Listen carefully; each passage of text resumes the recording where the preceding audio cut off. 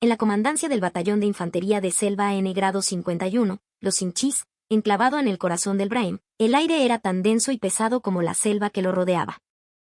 Aquí, en la frontera indómita entre la civilización y el territorio dominado por los remanentes del terror y el narcotráfico, la tensión era un compañero constante. Eran las 2 de la tarde en la oficina del comandante. El teniente coronel Mateo Rivera, con el uniforme desabrochado y un mondadientes bailando en la comisura de sus labios, miraba el techo de madera carcomido por la humedad. Aunque oficialmente era el segundo al mando, la reciente jubilación del anterior comandante lo había convertido, durante casi un mes, en el rey de facto de esta guarnición aislada, un pequeño feudo donde su palabra era ley.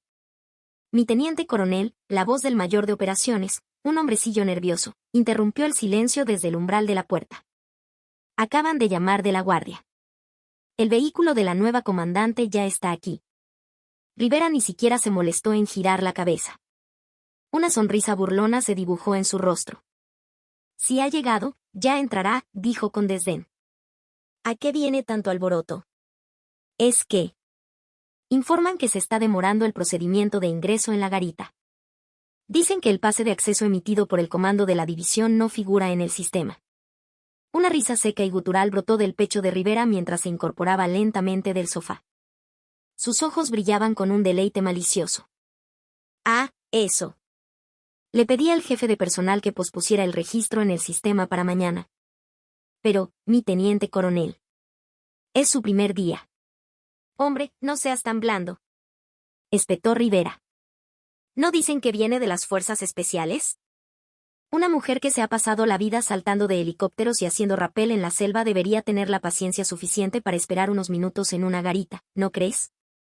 Es una pequeña prueba de carácter. Mateo Rivera era un producto de la Escuela Militar de Chorrillos, imbuido de un sentimiento de superioridad que rayaba en lo tribal. Para él, que un oficial no egresado de su alma mater, y para colmo, una mujer, fuera a convertirse en su superior, era más que una afrenta, era un insulto personal a su honor y a la tradición. Estaba decidido a quebrar el espíritu de la nueva comandante desde el primer momento. Anda, prepárame un café. Pero del bueno, del que traen de Chanchamayo. Nada de instantáneo. Que se tome su tiempo en pasar. Exactamente el mismo tiempo que nos tomará a nosotros disfrutar de este café. Mientras tanto, a la entrada de la base, un sedán negro del ejército llevaba 10 minutos detenido frente a la pesada reja de metal. El soldado Carlos Mendoza, el conductor, sentía como el sudor frío le recorría la espalda mientras miraba nerviosamente por el retrovisor. Mi coronel. Tartamudeó. Dicen de la guardia que la verificación se está demorando. Que por favor esperemos un momento más. En el asiento trasero, la coronel Elena Vargas permanecía impasible. Era la coronel más joven en la historia del Ejército del Perú y una leyenda viviente de las Fuerzas de Operaciones Especiales, los FOES. Cerró la carpeta que descansaba sobre sus rodillas y miró por la ventanilla.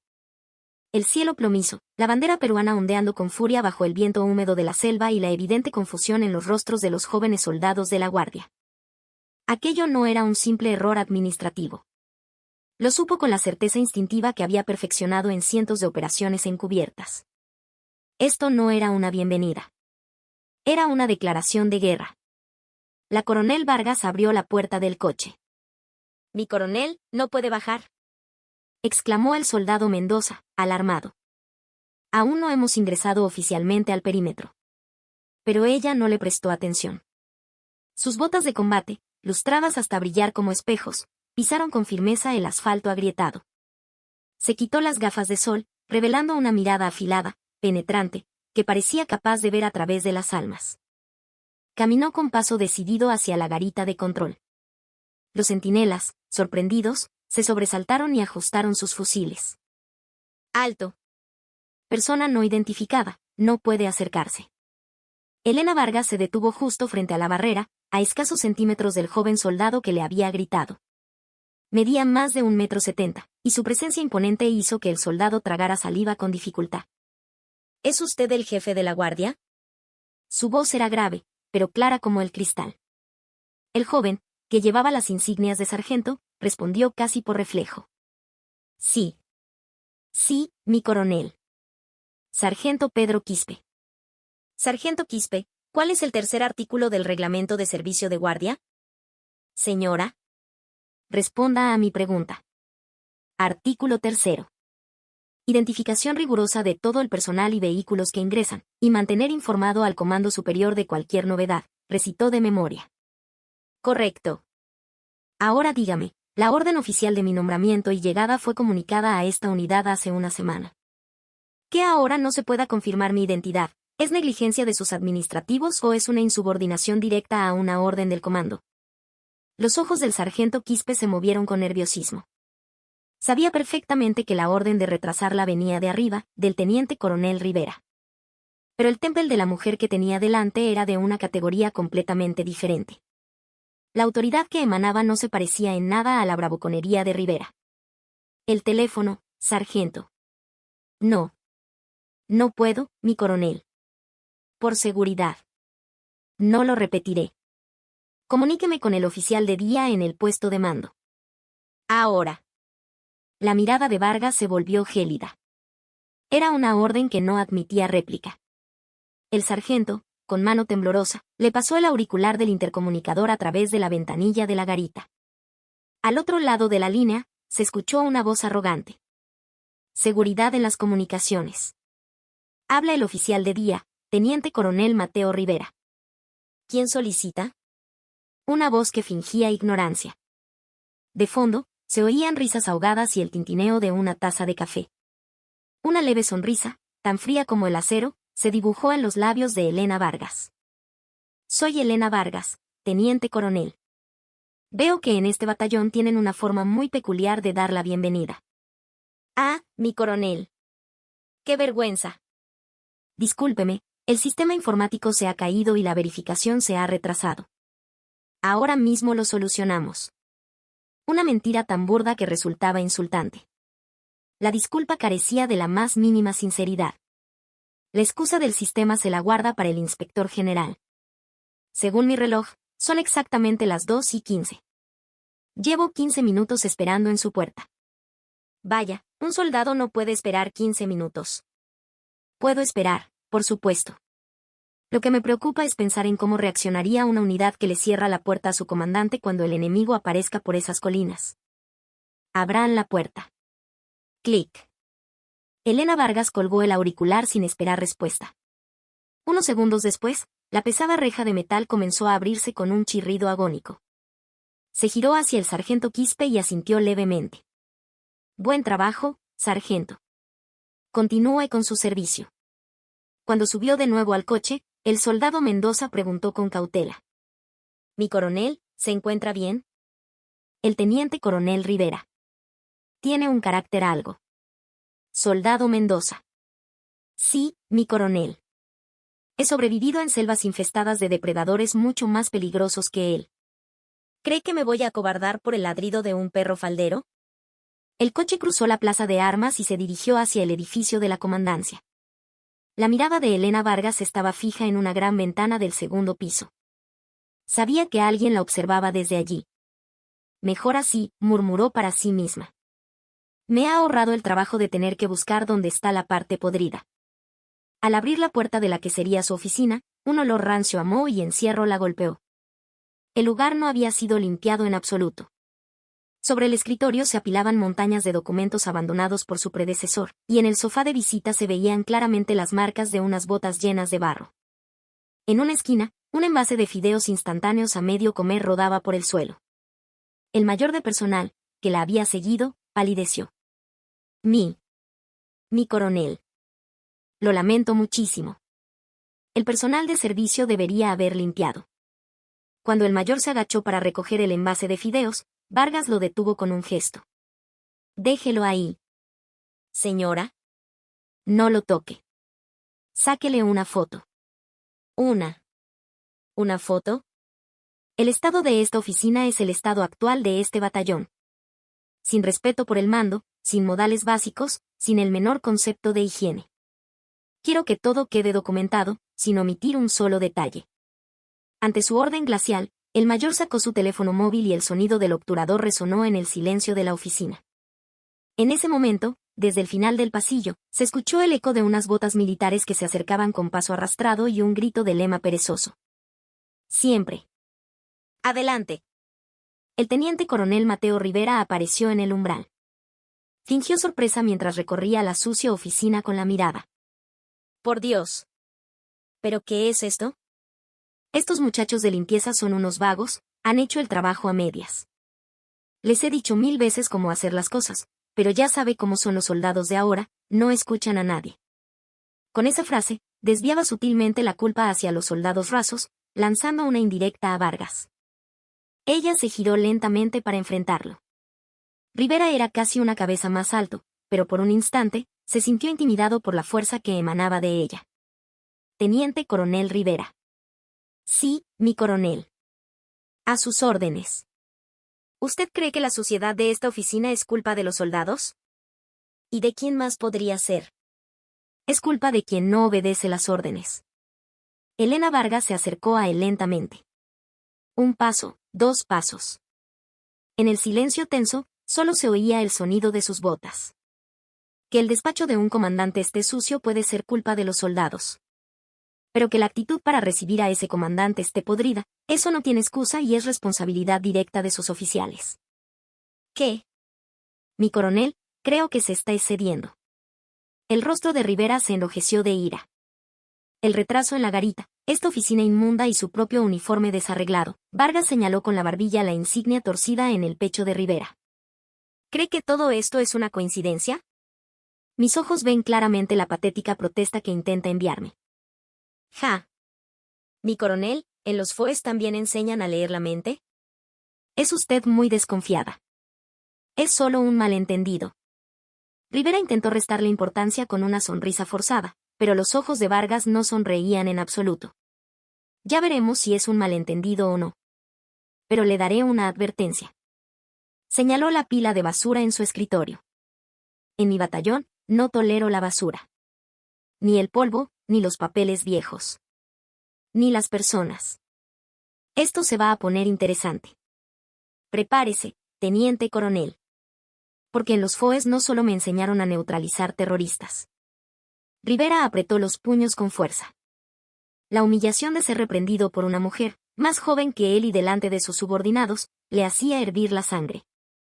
Pero en la mirada de Elena Vargas había un carisma abrumador, una autoridad a la que no se atrevía a desafiar. Esta mujer es de verdad, le gritó su instinto. Era el presagio de que una tormenta estaba a punto de desatarse sobre el batallón. A la mañana siguiente, a las 8:30 en punto, el aire en la sala de reuniones del batallón podía cortarse con un cuchillo. Los jefes de sección sentados alrededor de la mesa apenas se atrevían a respirar, lanzándose miradas de reojo.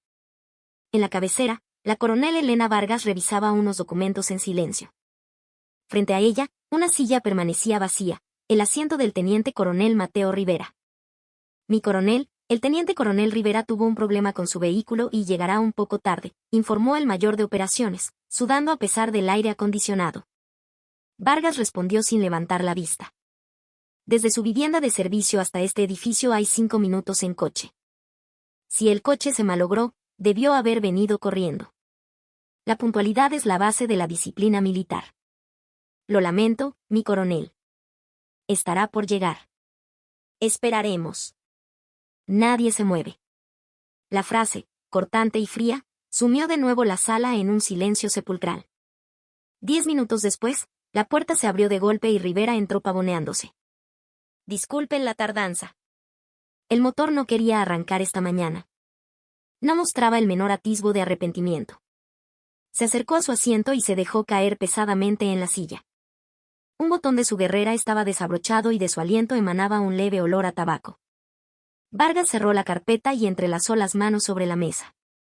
Teniente coronel, descruce las piernas. Rivera, deshaciendo el cruce de piernas, soltó una risita. Mi coronel, no sea tan estricta. Esto es el Brain, zona de combate. En cualquier momento los narcos pueden bajar de los cerros. No tenemos tiempo para formalidades como en Lima o en las unidades de élite. Hay que ser flexibles, ¿entiende? Flexibles. Enfatizó las palabras unidades de élite con un claro tono de burla. Flexibilidad, dice. De acuerdo. Pongamos a prueba esa flexibilidad. Vargas dirigió su mirada al jefe de logística. Mayor, ponga la pantalla. El proyector se encendió, mostrando una compleja tabla de Excel. Rivera bostezó y miró la pantalla sin interés. Era el registro de gastos de alimentación. Teniente coronel, me ha llegado el informe de que sus soldados están abarrotando la cantina porque la comida del rancho es incomible. ¿Sabía algo de eso? Es que a los muchachos de ahora les encanta la comida chatarra, mi coronel. Es muy difícil complacer a esta nueva generación. Ya veo. Sin embargo, hay algo extraño en este registro. El mes pasado, la partida de carne de res asignada a su compañía fue de 100 kilos. Pero en el registro diario de cocina solo figuran 60 kilos como preparados. ¿Dónde fueron a parar los otros 40 kilos? Los ojos de Rivera vacilaron por un instante. Bueno, usted sabe. En el proceso de cocción siempre hay mermas, se quita la grasa, se reduce. Es normal. ¿Una merma del 40%? Los cocineros de su unidad deben ser magos, capaces de hacer que la carne se evapore en el aire. Vargas se levantó y caminó lentamente hasta situarse detrás de Rivera. Y lo más interesante es que, ese mismo día, en la solicitud de gastos para una reunión en su residencia de servicio, no figura ninguna compra de carne. Sin embargo, según el testimonio de su asistente, esa noche hubo una gran parrillada en su casa. Con mucho pisco, por cierto. El rostro de Rivera se endureció. Oiga, mi coronel, ¿está insinuando algo? ¿Acaso cree que me robé unos cuantos kilos de carne? Si se los comió, es un ladrón. Si los desvió, es malversación. El nombre no importa. Lo que importa es que la comida de mis soldados terminó en su estómago. Vargas posó una mano en el hombro de Rivera. La presión fue tan firme que él se estremeció. Si la flexibilidad de la que usted habla consiste en quitarle el pan de la boca a los soldados para llenar la barriga de los oficiales, entonces sepa que he venido a destruir esa flexibilidad. ¿Tiene pruebas? Son solo chismes de los soldados. Las pruebas aparecerán si se buscan. Mayor de logística. Quiero que para hoy mismo compare todas las órdenes de compra de alimentos del último año con los registros de salida de almacén. Si falta un solo documento, prepárese para decirle adiós a su carrera. El mayor, pálido, solo pudo asentir y decir, he entendido, mi coronel. Vargas volvió a mirar a Rivera.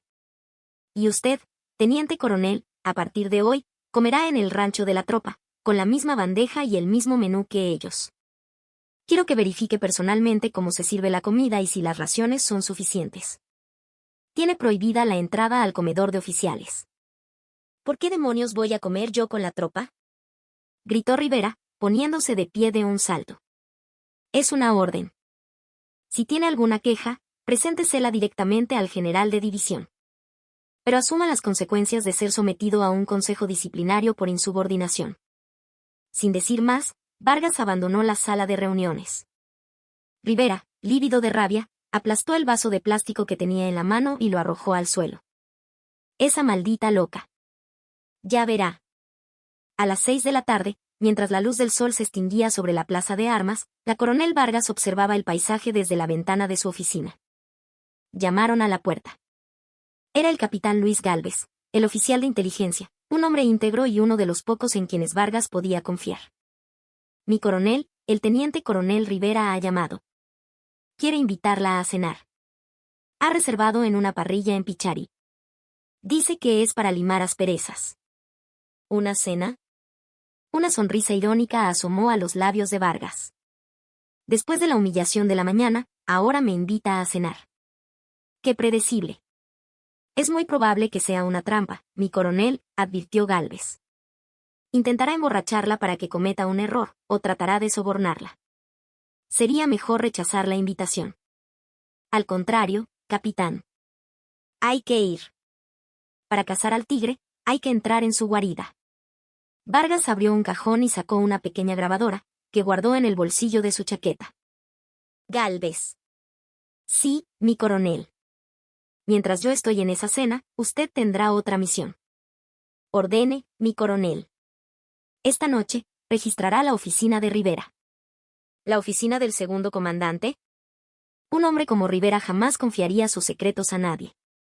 Los documentos importantes deben estar escondidos en una caja fuerte o en algún compartimento secreto en su propia oficina. Mientras él esté distraído conmigo, esa será nuestra oportunidad. Usted fue investigador de la policía militar, ¿no? Abrir una cerradura no debería ser un problema para usted. Los ojos del capitán Gálvez brillaron con determinación. Por supuesto, mi coronel. De hecho, llevaba tiempo queriendo echar un vistazo a esa oficina. A las 7:30, en el restaurante El Gran Cacique en el polvoriento pueblo de Pichari, Mateo Rivera ya estaba visiblemente afectado por el alcohol. Cuando Vargas entró, vestida de civil, él la recibió con gestos exagerados. Mi coronel. Por aquí, en el lugar de honor. Esta noche la casa invita. Los oficiales que lo acompañaban se apartaron nerviosamente para dejarle sitio. Apenas Vargas se sentó, Rivera tomó una botella de pisco. Bueno, esta mañana estuve un poco tenso. Acepte una copa como disculpa. Dicen que los de los FOES aguantan bien el alcohol, ¿verdad? Vargas aceptó la copa, pero no la probó. Deje el alcohol y dígame qué quiere. Vamos, mi coronel, no sea tan seria. La idea es que nos llevemos bien. Usted también quiere ascender, ¿no? Lo mejor es pasar un tiempo tranquilo aquí, sin problemas, y luego irse con sus estrellas de general. No ganan nada creando conflictos. El verdadero propósito de la cena salía a la luz. Rivera bajó la voz y susurró de forma conspiradora. Deslizó un sobregrueso por debajo de la mesa, hacia ella. Tome esto como un gesto de buena voluntad. Para sus gastos. Puedo asegurarle una cantidad similar cada mes. Es una muestra de agradecimiento de los contratistas que trabajan con la base. Era un soborno. Vargas miró el sobre. Era bastante abultado. ¿A esto le llama usted flexibilidad? Dinero hecho a costa de la comida de los soldados. Bueno, mi coronel, nadie es perfecto. Son costumbres, tradiciones. Acepte esto, y olvidémonos de auditorías de alimentos y esas pequeñeces. Vargas, asegurándose de que la grabadora funcionaba, tomó el sobre.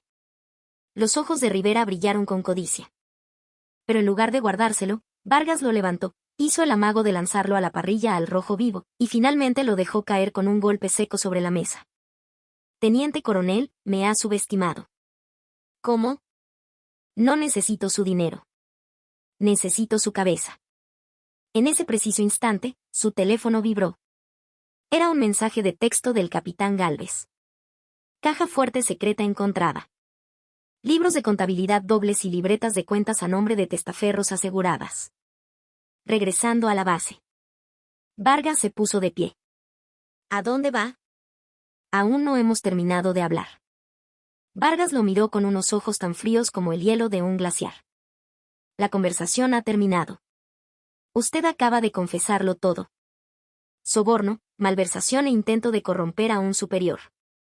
¿Qué? ¿Qué está diciendo? ¿Me ha grabado? El rostro de Rivera se tornó del color de la cera.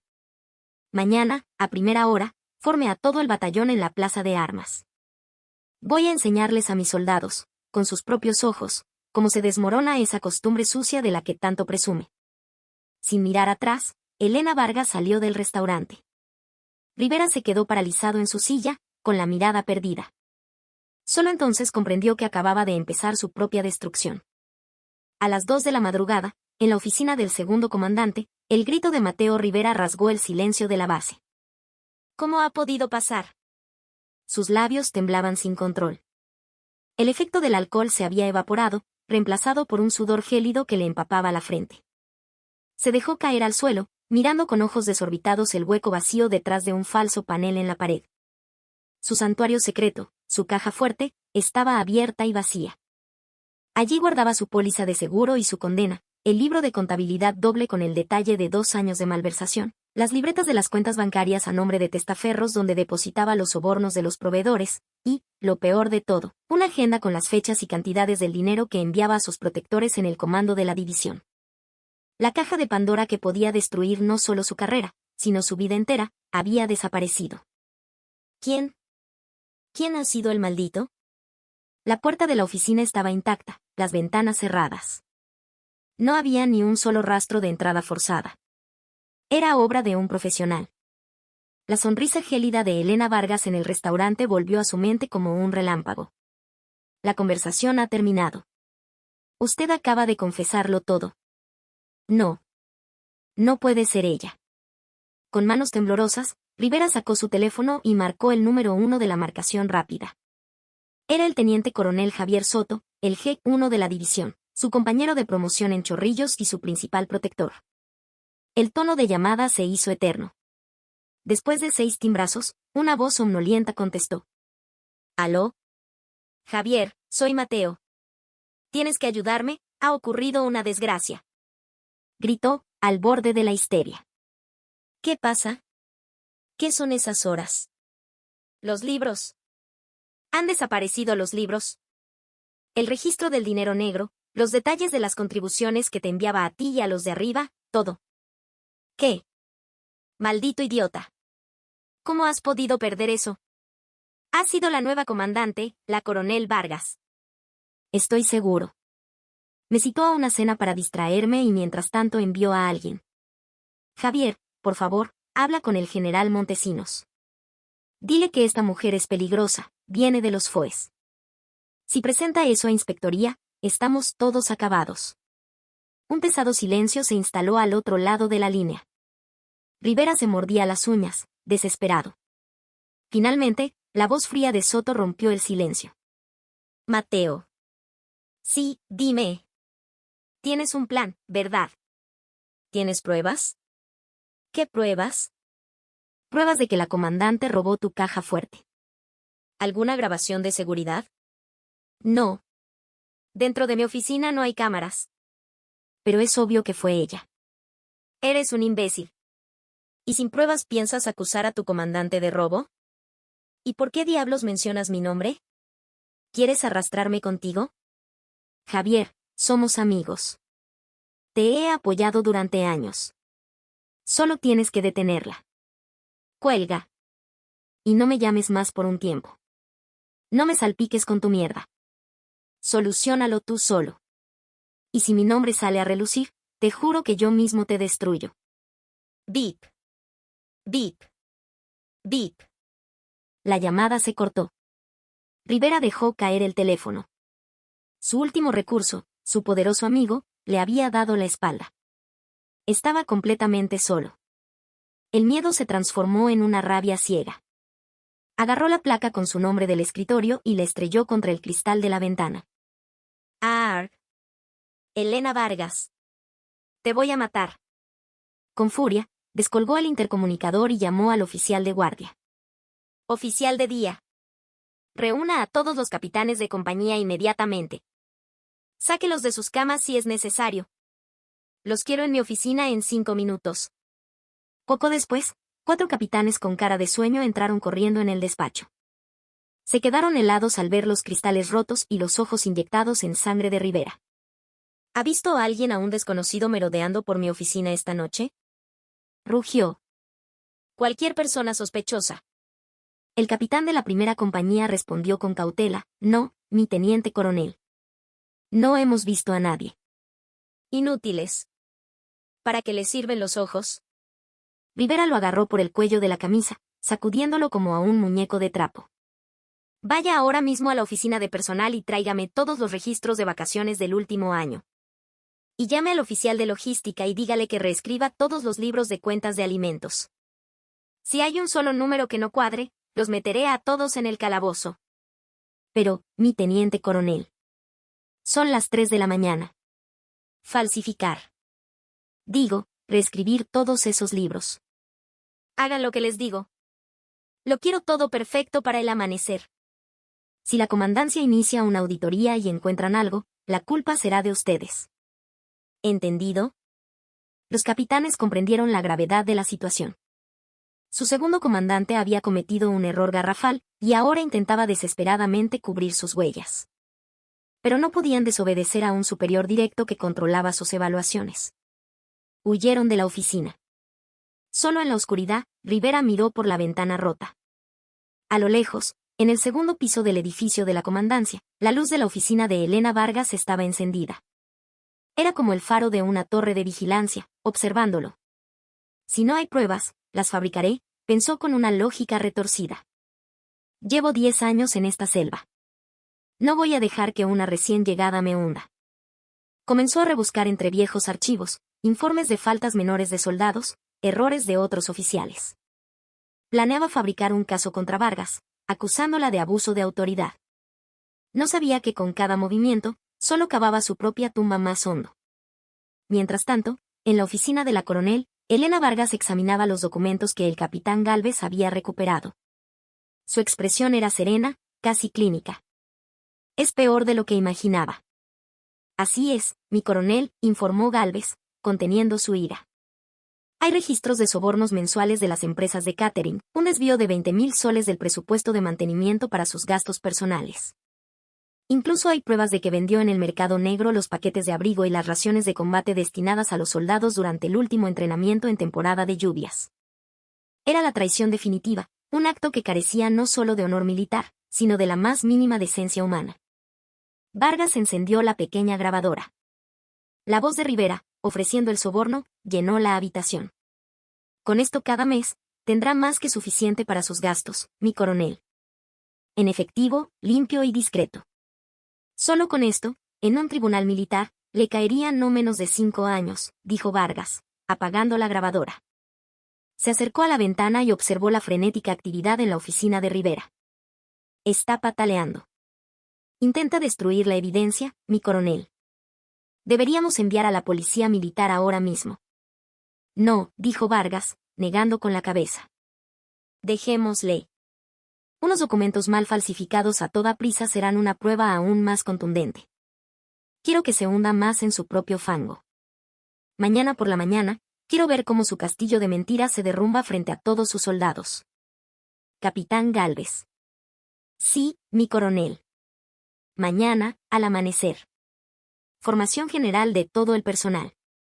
Plaza de armas. Sin excepciones. ¿Qué hacemos con los enfermos o el personal de guardia? Excepto el personal esencial mínimo, quiero a todos presentes. Cocineros, oficinistas, conductores. Todos. Mañana será el día en que este batallón renazca. Ya he coordinado con el jefe de la policía militar de la división. Llegarán a las 9 en punto, justo a tiempo para la formación. Rivera debe estar ahora mismo buscando desesperadamente cualquier cosa para atacarme. Una rata acorralada siempre intenta morder al gato. ¿Quiere que despliegue un equipo de reacción rápida cerca por si intenta alguna locura? Vargas sonrió levemente. No es necesario, capitán. De hecho, espero que intente una locura. Cuanto más feo, más patético y más desesperado se muestre, más claro verán los soldados qué clase de hombre era su líder. Mañana ofreceré un espectáculo perfecto. Y el guión, la dirección y el papel principal serán todos míos. El alba comenzaba a teñir de rojo el cielo sobre el Brain. Parecía el fuego purificador que estaba a punto de consumir toda la podredumbre. A las 7 de la mañana, el toque de Diana fue seguido por una orden de emergencia que resonó por todos los altavoces de la base. Atención. Todo el personal deberá equiparse con uniforme de campaña y presentarse inmediatamente en la plaza de armas. Repito, formación general inmediata. Los soldados salieron de sus barracas, confundidos y molestos. ¿Qué pasa? ¿Nos atacaron?, se preguntaban. Seguro es la nueva comandante queriendo marcar territorio. Pero cuando llegaron a la plaza, vieron una escena inusual. En el estrado, la coronel Elena Vargas esperaba, impecable en su uniforme. Detrás de ella, los oficiales de su plana mayor. Y a un lado, pálido y con los ojos enrojecidos por la falta de sueño, estaba el teniente coronel Mateo Rivera. Si no hay pruebas físicas, no pueden hundirme, se repetía a sí mismo. Había pasado la noche forzando a sus capitanes a cuadrar las cifras. Solo tengo que aguantar. 3.000 soldados formaron en un silencio tenso. Batallón, atención. La voz del técnico supervisor maestro resonó en la plaza. Para rendir honores a la comandante del batallón. Presenten. Armas. El sonido metálico de 3.000 fusiles moviéndose al unísono fue sobrecogedor. Vista al frente. Siempre adelante. El grito de guerra de los soldados retumbó en el aire. Vargas respondió al saludo con una seriedad marcial. Descansen. Su voz, amplificada por el micrófono, llegó a cada rincón. Soldados del batallón Los Hinchís, buenos días. Soy la coronel Elena Vargas, su nueva comandante. No estoy hoy aquí para darles un discurso de bienvenida. Estoy aquí para pedirles perdón. Un murmullo de sorpresa recorrió las filas. ¿Perdón? Durante los últimos 2 años, han pasado hambre.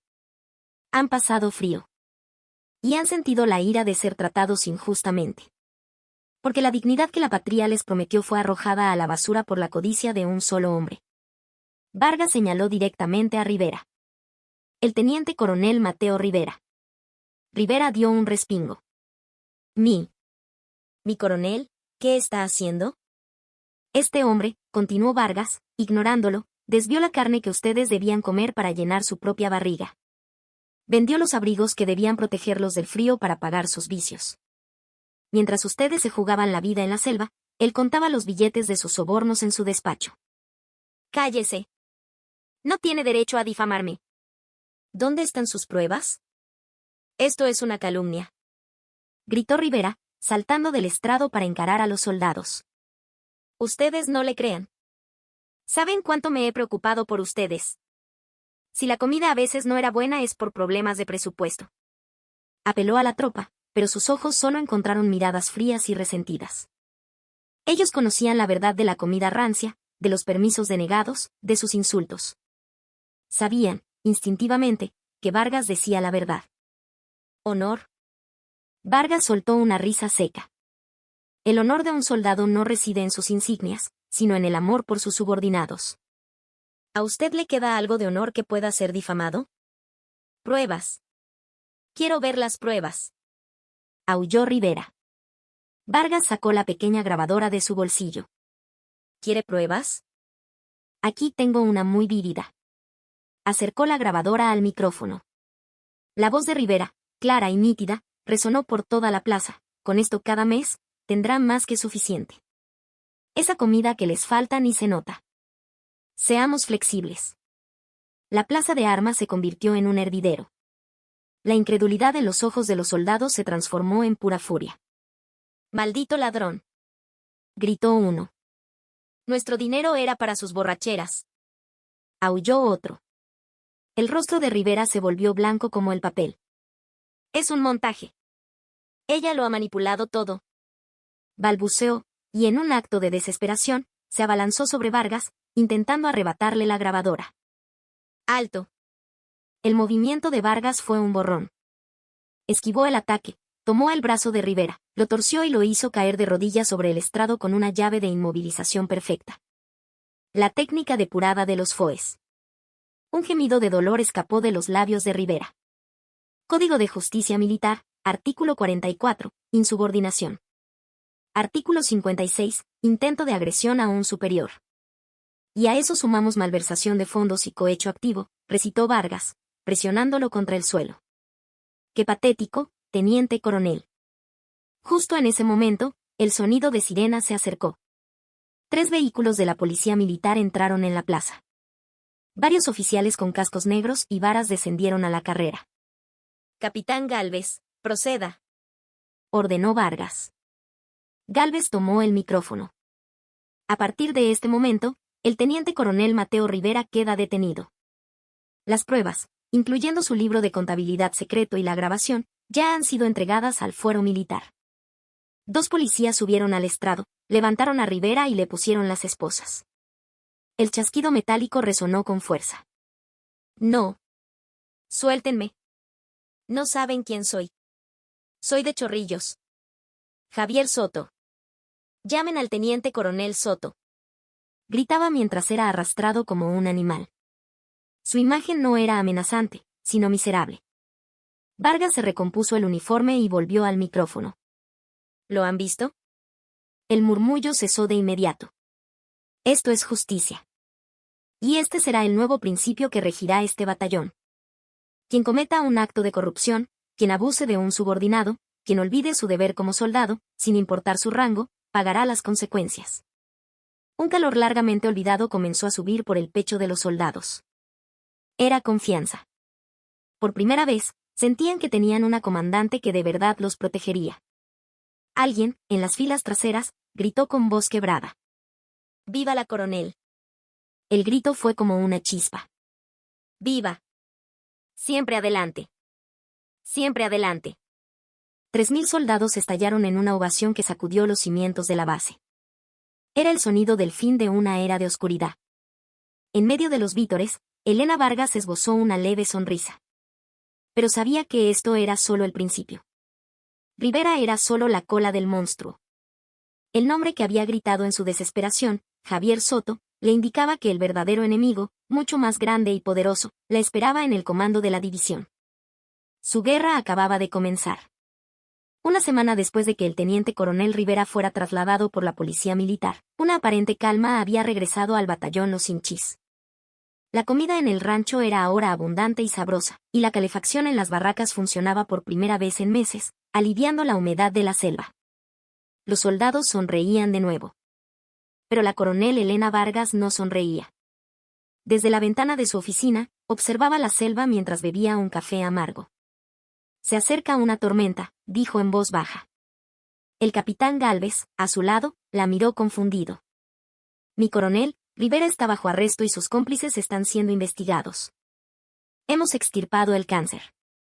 Rivera era solo un síntoma. Le hemos cortado la cola al lagarto. Ahora, el cuerpo principal comenzará a moverse. La premonición de Vargas no tardó en cumplirse. En la sede de la división en Ayacucho, el teniente coronel Javier Soto, jefe de personal, golpeó su escritorio con furia. ¿Cómo se atreve esa mujer a cortar mi línea de suministro? Soto no solo era el compañero de promoción de Rivera, sino el principal beneficiario de la red de corrupción. La caída de Rivera significaba el fin de un flujo constante de dinero y, peor aún, el riesgo de que el escándalo lo salpicara. Por suerte, Rivera, en su estupidez, aún no había delatado a nadie más, esperando un rescate que nunca llegaría. Elena Vargas. De los FOES, ¿eh? Podrá ser muy buena en el campo, pero esto es la división. Aquí mandan la política y el papeleo. Soto levantó el teléfono. Comuníqueme con la oficina del inspector. Sí, soy yo. Tengo información preocupante sobre el batallón N grado 51. Parece que con el cambio de mando, la disciplina se ha relajado peligrosamente. Creo que una inspección sorpresa de la división sería muy apropiada. Hay que darles un escarmiento ejemplar, con mano dura. Una sonrisa malévola se dibujó en su rostro. Era la declaración de una guerra librada con el arma más temida en la burocracia militar, el reglamento. Al día siguiente, 2 camionetas con el emblema de la división irrumpieron sin previo aviso en la base. Somos de la inspectoría de la división. Abran la puerta. Gritó un mayor al bajar, increpando al sargento de guardia. ¿Acaso no sabe quiénes somos? Abra o lo arresto por desacato. Apenas se abrió la reja, una docena de oficiales con carpetas bajo el brazo se desplegaron como un ejército de ocupación, dirigiéndose directamente al edificio de la comandancia. Vargas, ya informada, los esperaba de pie en su oficina. La puerta se abrió bruscamente y Javier Soto entró, flanqueado por sus inspectores. Con arrogancia, sin siquiera hacer el saludo reglamentario, le extendió la mano. Coronel Vargas, un placer. Soy el teniente coronel Javier Soto, jefe de personal de la división. Vengo en representación del inspector general. Aunque Vargas era su superior en rango, la posición de Soto como miembro del Estado Mayor de la división le confería un poder implícito que no dudó en exhibir. Ella ignoró su mano extendida. Saludo, ordenó con voz gélida. Disculpe. Un militar saluda a su superior. ¿O es que en el cuartel general de la división ya no enseñan los principios básicos? El rostro de Soto se contrajo en una mueca de furia. Ser humillado frente a sus subordinados era un golpe bajo. A regañadientes, llevó la mano a la sien. Siempre adelante. Voz muy baja.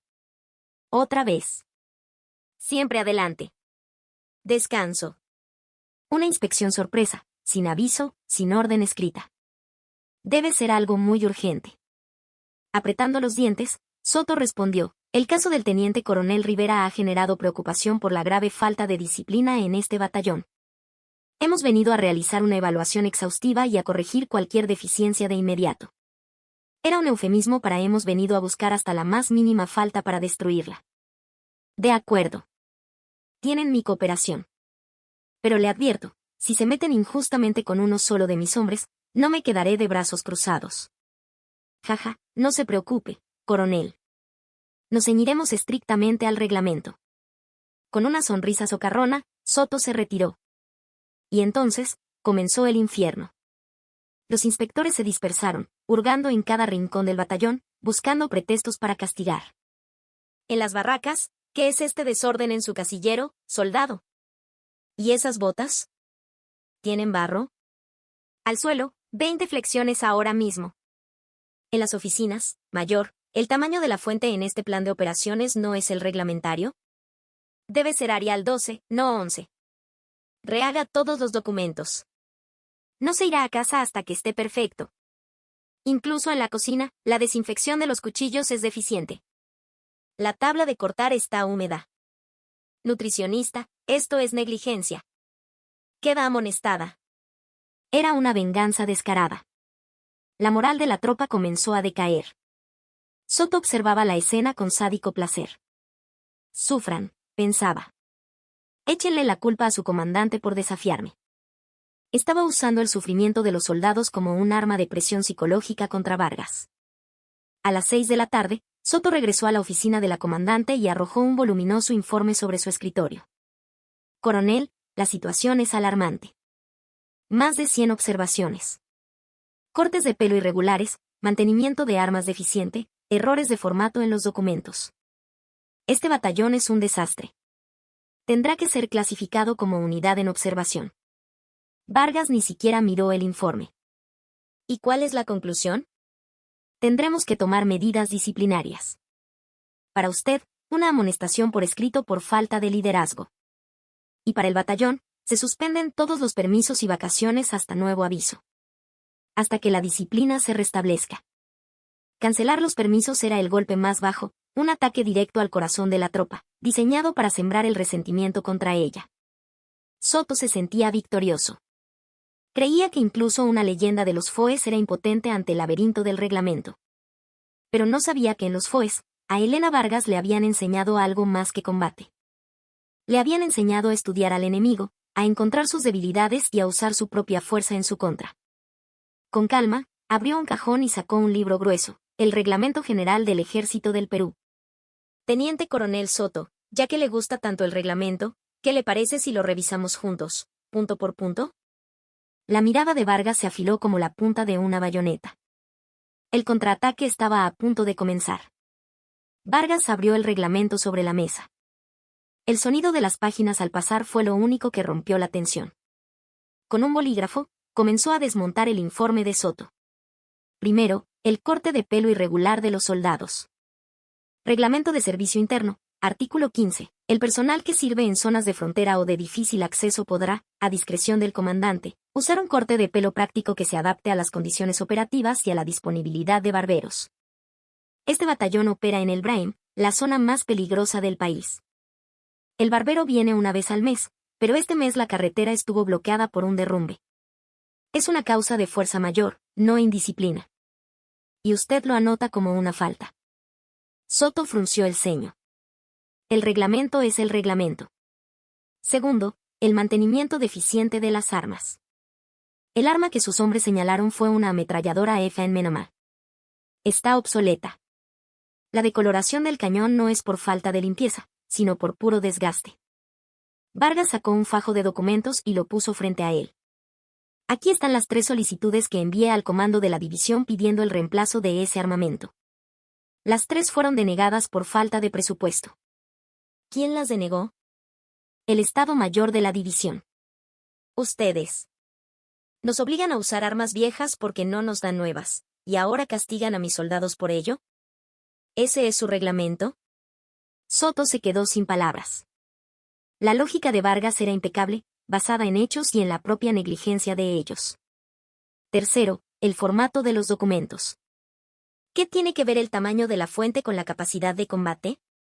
El manual administrativo del ejército establece que el formato puede adaptarse a las necesidades de la unidad, siempre que se mantenga la legibilidad.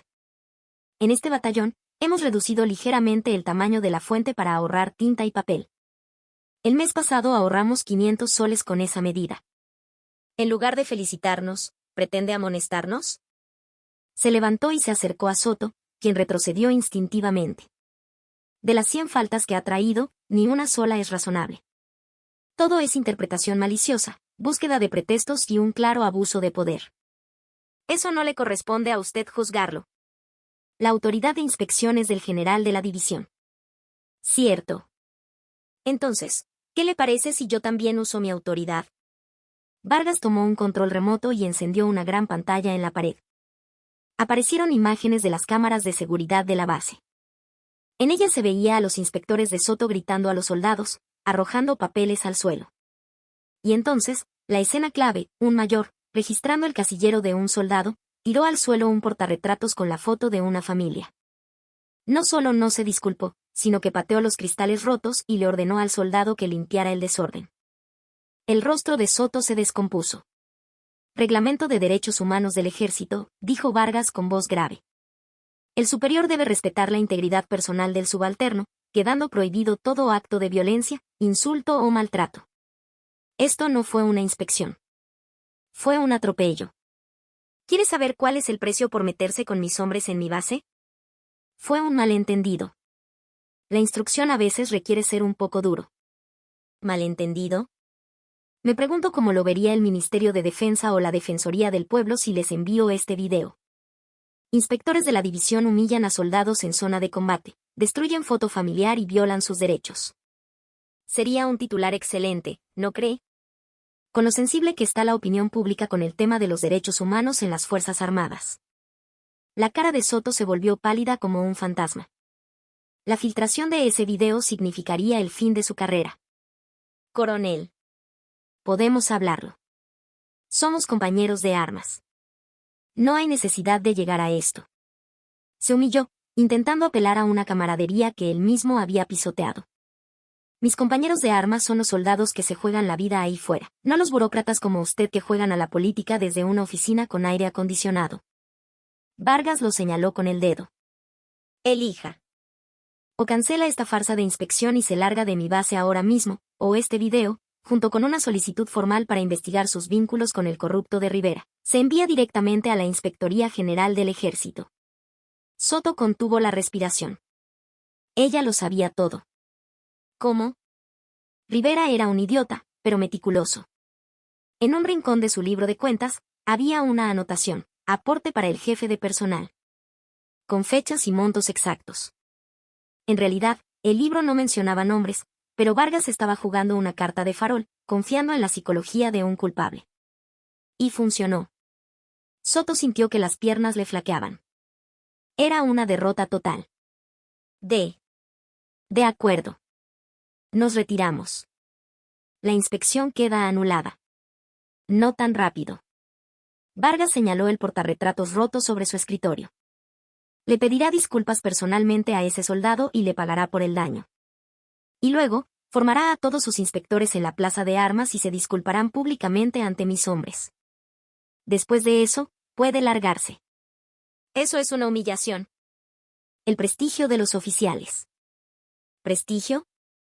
¿Un hombre que pisotea la foto de la familia de un soldado se atreve a hablar de prestigio? Si no le gusta, puedo apretar el botón de enviar ahora mismo. Lo haré. Gritó Soto, derrotado. Lo haré. 30 minutos después, una escena surrealista tuvo lugar frente al edificio de la comandancia. Una docena de oficiales de la división, mayores y capitanes, estaban formados, inclinando la cabeza ante un joven soldado. Lo siento. Fui descuidado y rompí el marco. Le pagaré uno nuevo, dijo el mayor responsable, rojo de vergüenza. Detrás de ellos, Javier Soto observaba la escena, apretando los puños con impotencia, mientras todo el batallón los miraba desde las ventanas. Era una humillación pública y devastadora. Vargas observaba la escena con los brazos cruzados. Teniente Coronel Soto, no se le oye. Soldados del batallón 51. Gritó Soto, temblando de rabia. Lamentamos las molestias ocasionadas. La división se compromete a apoyar a esta unidad en el futuro. Bien. Ahora lárguense. Y no vuelvan a acercarse a mi batallón. La próxima vez no seré tan cortés. El equipo de inspección huyó en sus vehículos como un ejército derrotado. Cuando desaparecieron, un silencio incrédulo se apoderó de la base. Su comandante había enfrentado a los intocables de la división y los había expulsado, todo por defender el honor de un simple soldado. Alguien empezó a aplaudir. Pronto, toda la base estalló en una ovación. ¡Viva la coronel! Siempre adelante.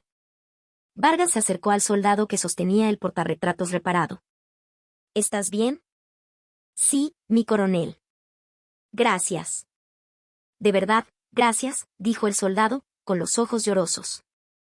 Una foto se puede reemplazar. Pero el orgullo de un soldado, una vez que se rompe, es difícil de reparar. No toleraré que nadie humille a mis hombres. ¿Entendido? Sí, mi coronel. Mientras Vargas caminaba de regreso a la comandancia, las miradas de admiración y respeto de sus soldados la seguían. Era una medalla más valiosa que cualquier condecoración oficial. Sabía que la guerra no había terminado. Soto es solo un peón, pensó. El siguiente en moverse será el rey. El batallón Los Hinchís, bajo su mando, apenas comenzaba su verdadero avance. La paz en el batallón N grado 51 era la calma que precede al huracán. La noticia de que la coronel Vargas había humillado y expulsado al jefe de personal de la división sacudió toda la estructura de mando. ¿Cómo se atreve una simple comandante de batallón a desafiar al Estado Mayor de la división? El general de brigada Ricardo Montesinos, subcomandante de la división, golpeó su escritorio con tal fuerza que hizo temblar la habitación. Montesinos era el verdadero poder en la sombra, el protector de Soto y Rivera, un hombre ambicioso cuya carrera dependía de una red de lealtades corruptas. Que sus hombres cayeran uno tras otro ante una mujer recién llegada era una afrenta personal. Elena Vargas. De los Foes.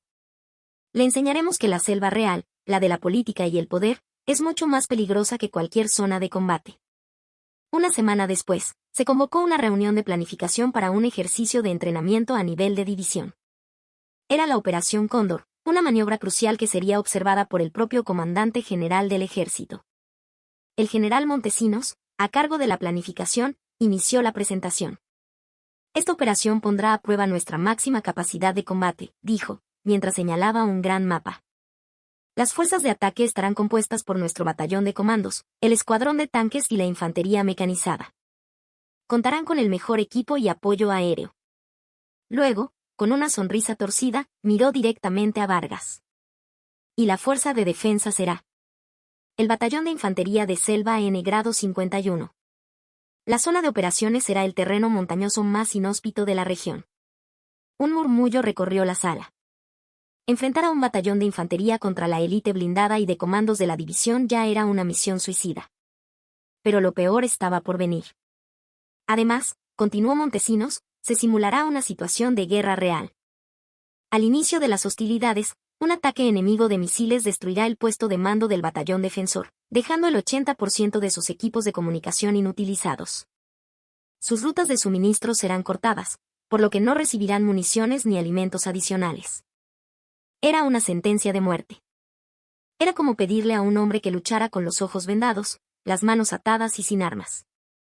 No era un entrenamiento, era una ejecución pública, diseñada para humillar a Vargas y a su unidad. Los otros comandantes miraban a Vargas, esperando una protesta. Pero ella permaneció impasible. Tengo una pregunta, dijo con calma.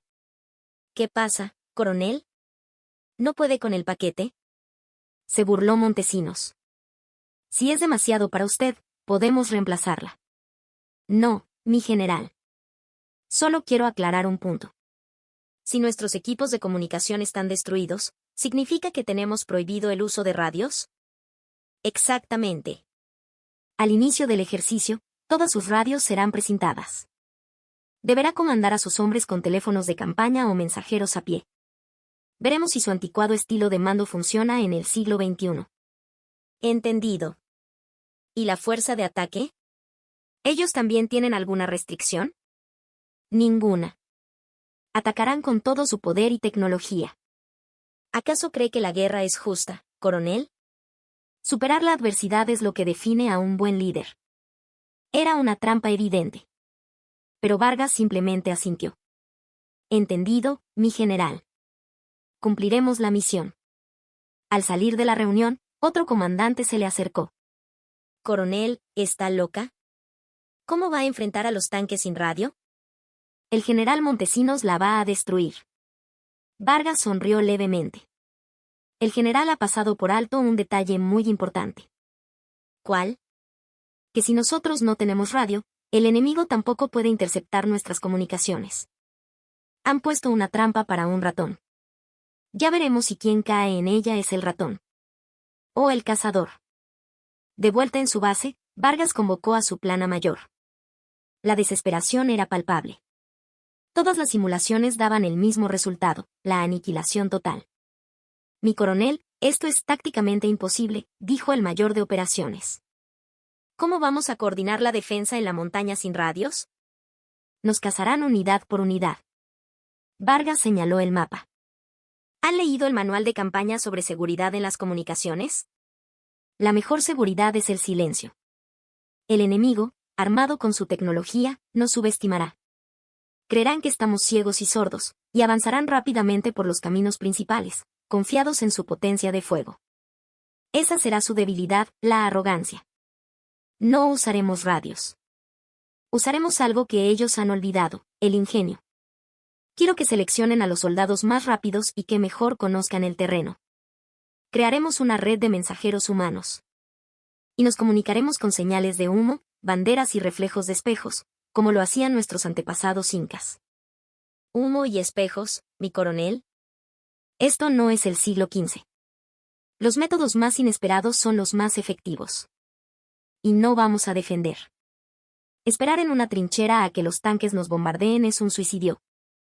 No jugaremos su juego. El puntero de Vargas señaló los flancos de la ruta de avance enemiga. Nos esconderemos. Todo el batallón abandonará las posiciones defensivas y se disolverá en la selva. Cuando el enemigo entre en el valle, confiado al ver nuestras bases vacías, cerraremos la trampa. Les demostraremos que un soldado disciplinado que sigue los principios básicos es más peligroso que cualquier pieza de tecnología avanzada. Al amanecer del día del ejercicio, el frío en la sierra era cortante. Una bengala iluminó el cielo. Inicio del ejercicio. Comunicaciones del batallón 51 cortadas. Fuerza enemiga avanzando. Los tanques enemigos rugieron, avanzando en una columna imponente por la carretera principal. El comandante de la fuerza de ataque sonreía. ¿Estado de las comunicaciones enemigas? Silencio total, mi comandante. No hay ni una sola transmisión. Deben estar en completo caos. Jaja, perfecto. Avancen a toda velocidad. Directo a su base. Llegaron a la primera línea de defensa del batallón de Vargas. Pero estaba vacía. No había señales de lucha ni de retirada. Era como si nunca hubiera habido nadie allí. Aquí avanzada. No hay rastro del enemigo. Parece que huyeron. Cobardes. Ignórenlos y sigan avanzando. La columna blindada se adentró cada vez más en el estrecho valle. No sabían que estaban entrando en el centro de una gigantesca zona de muerte. En lo alto de una ladera, camuflada perfectamente, Elena Vargas observaba con sus binoculares. ¡Qué arrogancia! Avanzar sin enviar exploradores. A su lado, un joven soldado mensajero esperaba. Vargas vio un destello de luz desde la montaña de enfrente. Una señal de espejo. Enemigo en posición. Ahora, ordenó. El mensajero agitó una bandera roja. Y la montaña entera cobró vida. Explosiones simuladas y granadas de humo estallaron a ambos lados de la carretera, cubriendo la columna de tanques en una niebla espesa. Emboscada. ¿De dónde? No vemos nada. Desde las laderas, los soldados de Vargas hicieron rodar enormes troncos y rocas, bloqueando la carretera por delante y por detrás. Los tanques quedaron atrapados. No era una táctica sofisticada. Era la estrategia de emboscada más básica del manual de campaña. Pero para un enemigo que había despreciado los fundamentos, fue devastadora. Fuego. Desde la selva, los soldados del batallón 51 abrieron fuego. Los sensores de los uniformes enemigos comenzaron a pitar, señalando bajas masivas. Los tanques, ciegos por el humo y sin el apoyo de la infantería, eran ataúdes de acero. Los equipos antitanque de Vargas, moviéndose por los flancos, los destruyeron uno por uno. Tanque 3 destruido. Tanque 4 destruido. Cuando el humo se disipó, Elena Vargas apareció, con el uniforme cubierto de barro pero los ojos brillantes de victoria. Un tanque sin infantería en la montaña es solo chatarra. Lección número 1 de la escuela de blindados, le dijo al aturdido comandante enemigo. Su error no fue la falta de tecnología, sino el exceso de confianza. Pero Vargas no había terminado. Informen al resto de unidades, ordenó a su mensajero. Mientras limpian a los sobrevivientes, un equipo de asalto atacará su puesto de mando. ¿Pero dónde está? Lo sé. Están tan desesperados que no paran de gritar por la radio. No hace falta interceptarlos. Están transmitiendo su ubicación a todo el valle. El equipo de asalto se infiltró silenciosamente y, minutos después, la voz del árbitro principal resonó por todos los altavoces. Puesto de mando enemigo capturado. Fin del ejercicio. En el cuartel general de la división, el silencio era total. El general Montesinos estaba boquiabierto. Un batallón de infantería, sin radios ni suministros, había aniquilado a la fuerza de élite de la división. El comandante general del ejército, que observaba todo, se echó a reír y comenzó a aplaudir. Magnífico. ¿De qué sirve la tecnología si se olvidan los fundamentos? La coronel Vargas usó sus ojos, sus oídos y las piernas de sus soldados. Eso es verdadero liderazgo. Luego, se volvió hacia Montesinos con una mirada glacial. General Montesinos, quiero un informe muy detallado de este ejercicio. Explíqueme por qué le dio a su fuerza de ataque una ventaja tan abrumadora y por qué intentó sabotear deliberadamente a uno de sus propios batallones. Pensó que no me daría cuenta, ¿verdad? Pero la coronel Vargas ha demostrado su valía con hechos. En la plaza de armas de su base, los soldados del batallón 51 se abrazaban y gritaban de alegría. Estaban exhaustos y sucios, pero sus rostros rebosaban de orgullo. No gané yo, le dijo Vargas a su segundo. Ganaron ellos. Yo solo les di la oportunidad de descubrir lo fuertes que eran. La victoria en la Operación Cóndor no fue solo un triunfo militar. Fue un golpe devastador contra la corrupción en la cúpula y el nacimiento de una leyenda. El nombre de Elena Vargas comenzaba a resonar en todo el ejército. 3 días después, en el cuartel general del ejército en Lima, la evaluación final de la Operación Cóndor estaba en pleno apogeo. El ambiente era tenso.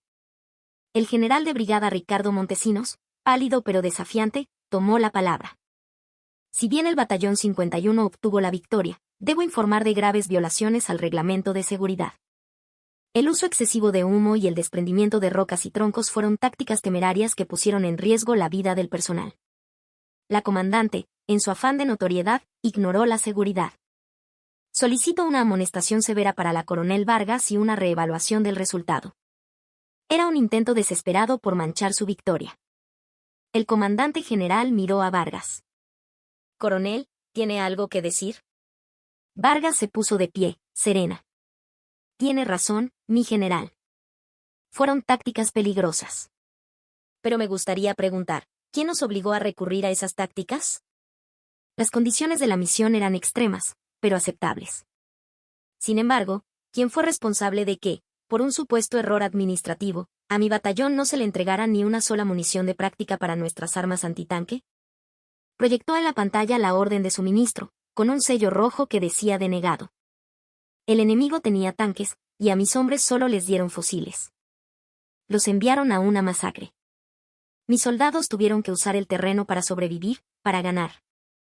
¿Tiene el general Montesinos la autoridad moral para criticar sus métodos? Montesinos, furioso, replicó, un accidente no justifica la imprudencia. No fue un accidente, dijo Vargas, sacando otro documento. Este es el diario de operaciones del jefe de logística de la división. 2 días antes del ejercicio, el general Montesinos le ordenó personalmente, a esos del 51, niégales las armas antitanque. Hay que aplastar a esa mujer. Le entregó el documento al comandante general, cuya expresión se endureció al leerlo. General Montesinos, ¿es esto cierto? Esto no es entrenamiento. Esto es sabotaje. Ha puesto en peligro a sus propios hombres por una rencilla personal. Pero el golpe final de Vargas aún no había llegado. Y hay algo más, mi general. Los testimonios completos del exteniente coronel Rivera y del teniente coronel Soto han revelado el destino final de todo el dinero malversado en el batallón 51. Fue a parar a una cuenta bancaria secreta. a nombre del general de brigada Ricardo Montesinos. La sala quedó en un silencio sepulcral. Rivera era su recaudador, Soto su facilitador. Usted era el cerebro de toda la red de corrupción, financiando su carrera con el dinero robado a sus propios soldados. Montesinos se desplomó en su silla. Todo había terminado. El comandante general hizo una seña a la policía militar. General Montesinos, queda relevado de su cargo y bajo arresto por cohecho, abuso de autoridad y sabotaje a las operaciones. Mientras se lo llevaban, Montesinos gritaba, «Es una conspiración. Vargas, te arrepentirás». «No es nada personal, general», dijo ella con frialdad. «Es mi deber». Se cuadró ante el comandante general. Un soldado lucha por su patria, no por sus ambiciones personales. Ese es el único camino que conozco. El comandante general asintió, con una mirada de profundo respeto. La guerra de Elena Vargas había terminado. Había limpiado no solo su batallón, sino toda la división. La primavera llegó al Braem, y con ella, una nueva era para el batallón N grado 51. La base rebosaba de energía y orgullo. La comida era excelente, los equipos nuevos, y la moral de los soldados estaba por las nubes. Se habían convertido en la unidad de élite de todo el ejército. En su oficina, Elena Vargas empacaba sus pocas pertenencias en una pequeña caja. ¿De verdad tiene que irse, mi coronel?, preguntó el técnico supervisor maestro, con tristeza. Son órdenes. Me han asignado al nuevo Comité de Reforma del Ejército, en el Ministerio de Defensa. Mi próxima batalla será allí. Sus logros habían resonado hasta las más altas esferas. El sistema ya no podía ignorarla. Ahora, querían que usara su determinación para purgar todo el sistema. No se preocupe, dijo, mirando una foto en la pared de ella y sus soldados, cubiertos de barro y sonriendo tras la gran victoria. He dejado aquí un sistema que funciona. La corrupción no volverá a echar raíces. Por favor, cuide de mis muchachos. Asegúrese de que coman bien y de que nadie los maltrate. Es todo lo que un líder debe hacer. Cuando salió del edificio, se encontró con una sorpresa. Los 3.000 soldados del batallón estaban formados en la plaza de armas. Nadie se lo había ordenado. Habían acudido por voluntad propia para despedirla. Batallón. Para rendir honores a la comandante que se despide. Presenten. Armas. Siempre adelante. El grito de 3.000 hombres sacudió el cielo. No era un lema, era un rugido de gratitud y respeto. A Elena Vargas, la leyenda de los Foes, la mujer de acero, se le humedecieron los ojos. No subió al estrado. Caminó entre ellos, estrechando la mano del sargento Quispe, el joven que la había recibido en la garita el primer día. Gracias a ti, sargento. Por cumplir con tu deber ese día. Un batallón con soldados que respetan los principios, nunca será derrotado. Mientras caminaba hacia la salida, los soldados la despedían con una ola de saludos militares. Antes de subir al vehículo que le esperaba, se giró por última vez. Vio la bandera ondeando, y a los miles de hombres a los que había devuelto la dignidad. El viento frío del Braem ahora se sentía cálido. Llevó la mano a la sien en un saludo impecable. Siempre adelante. El vehículo arrancó, alejándola de la base que había transformado. Pero las semillas de justicia que había plantado ya estaban creciendo.